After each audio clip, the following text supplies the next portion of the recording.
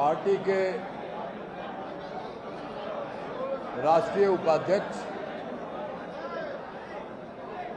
आदरणीय मंगनीलाल मंडल जी,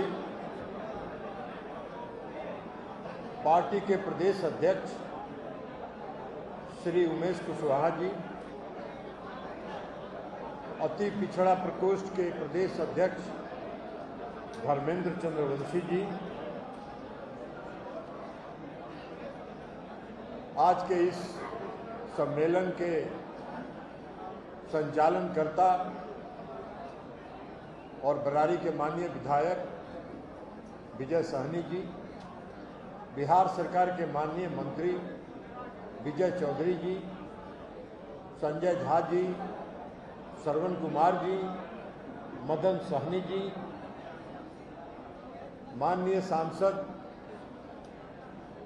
चंदेश्वर चंद्रवंशी जी, दिलेश्वर कामत जी, महाबली सिंह जी, दुलालचंद गोस्वामी जी, कविता सिंह जी, अजय मंडल जी, माननीय मंत्री नाम देखे अभी हम भूल गए, याद नहीं था और उनको देखे भी नहीं थे, माननीय मंत्री सुनील जी और यहाँ उपस्थित पार्टी के अन्य सभी सम्मानित विधायकगण, इस सभागार में उपस्थित और इसकी 3 गुना 4 गुना अधिक बाहर में उपस्थित सभी सम्मानित साथी, सबसे पहले आपको का हम अभिनंदन करना चाहते हैं कि आपने पार्टी के आह्वान पर, अति पिछड़ा प्रकोष्ठ के आह्वान पर आप इतनी बड़ी संख्या में यहाँ आए। माननीय मुख्यमंत्री और हम सबों के सर्वमान्य नेता आदरणीय नीतीश कुमार जी के प्रति आभार व्यक्त करने के लिए आप सभी लोग आए, इसके लिए हम आपका अभिनंदन करते हैं।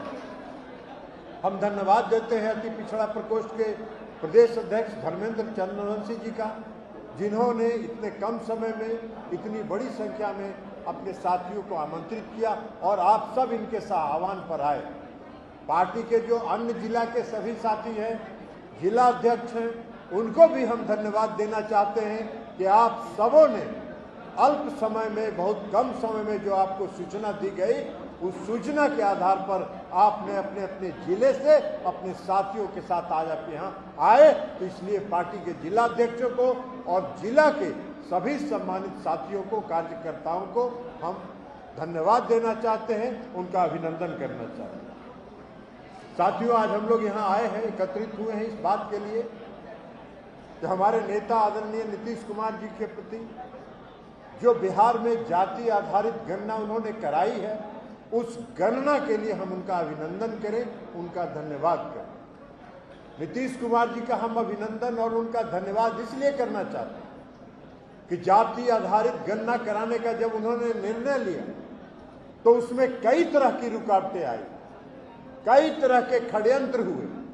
भारतीय जनता पार्टी के द्वारा साजिश रची गई, भारतीय जनता पार्टी के द्वारा, लेकिन नीतीश कुमार जी ने अभिमन्यु की तरह सारे षड्यंत्र को और सारे चक्रव्यूह को तोड़कर बिहार में जाति आधारित गणना कराकर उन्होंने रिपोर्ट प्रकाशित की। साथियों, हम सब लोगों की मांग रही, लोकसभा में हम लोगों ने मांग किया, हम लोग सांसदों का 11 सांसदों का प्रतिनिधि मंडल गृह मंत्री जी से मिला। माननीय मुख्यमंत्री जी ने 2-2 बार बिहार के विधानमंडल ने सर्वसम्मत प्रस्ताव पास किया।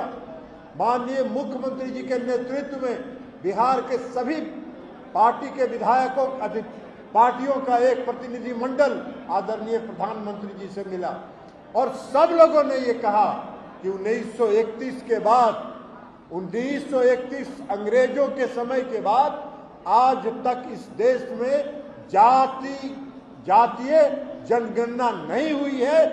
एक बार पता लगाना जरूरी है अगर कि किस जात के, किस समाज के कितने लोग इस देश में हैं, और जब तक ये पता नहीं चलेगा तब तक आप उसके उत्थान की कोई योजना नहीं बना सकते, और जब तक पिछले पंक्ति में खड़े लोगों का उत्थान नहीं होगा तब तक आप विकसित राज्य या विकसित देश का कल्पना नहीं कर सकते।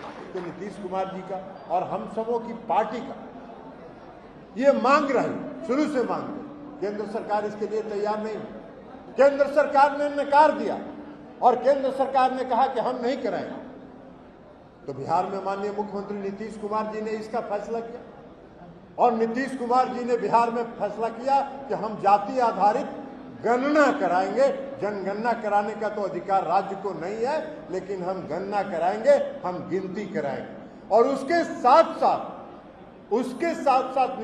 नीतीश कुमार जी ने एक ऐतिहासिक फैसला किया कि हम जातीय गणना कराने के साथ साथ सभी समाज के लोगों की आर्थिक स्थिति का भी हम गणना कराएंगे, उसका भी हम सर्वेक्षण कराएंगे। और सारे सर्वेक्षण हो, जब बिहार में जातीय गणना शुरू हुई, जब जातीय गणना शुरू हुई तो भारतीय जनता पार्टी ने पर्दे के पीछे से खड़ा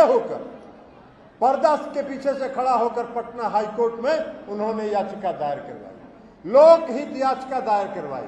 लोकहित याचिका भी वो ऐसा आदमी ने दायर किया जो गाजियाबाद का रहने वाला है। अब आप बताइए, गाजियाबाद के रहने वाले को बिहार के जातीय गणना से क्या मतलब था? लेकिन उनका उद्देश्य था इसको रोकना। अंततोगत्वा पटना हाई कोर्ट ने विस्तृत आदेश पारित किया और विस्तृत आदेश पारित करके बिहार के सरकार के जो निर्णय थे जाति आधारित गणना कराने का, उस पर अपनी मोहर लगाई। और मोहर जब लग गया तब इन लोगों ने पर्दे के पीछे से सुप्रीम कोर्ट में याचिका दायर कराई।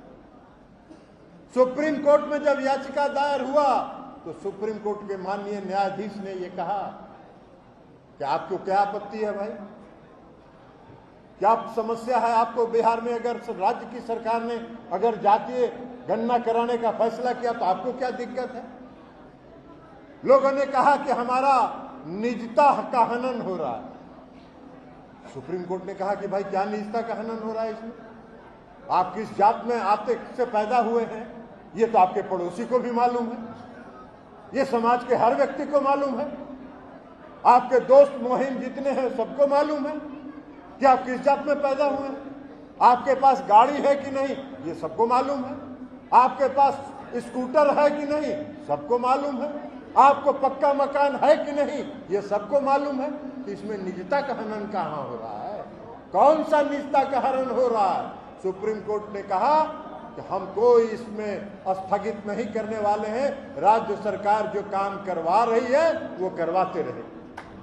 और उसके बाद फिर जब अगला डेट आया तो अब क्या हुआ?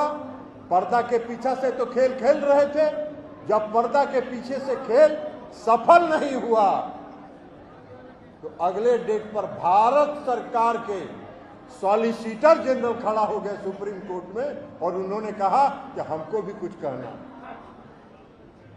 तो सुप्रीम कोर्ट ने कहा कि आपको क्या कहना है भाई?